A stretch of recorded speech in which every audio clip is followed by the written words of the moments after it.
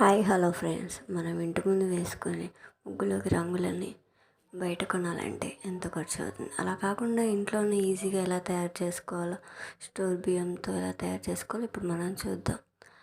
Store బియ్యాన్ని కొంచెం లైట్గా బరగ పట్టుకొని ఉంచుకోవాలి. అందులో మనకు ముందుగానే ఏ ముగ్గులు ఎంత రంగు పడుతుందో చూసుకోవాలి. ఇలా కొంచెం పిండిని తీసుకొని మనం ఫస్ట్ ఆరెంజ్ కలర్ రెడీ చేసుకుందాం.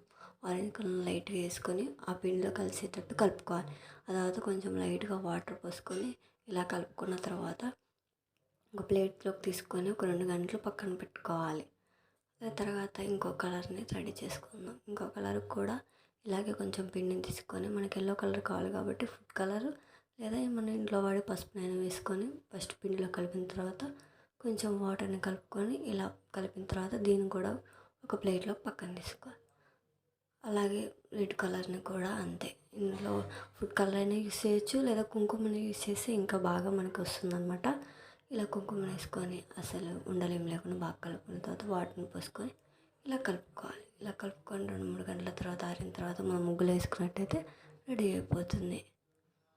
అంతేనండి. మీకు నచ్చినట్టయితే లైక్ చేయండి, షేర్ చేయండి,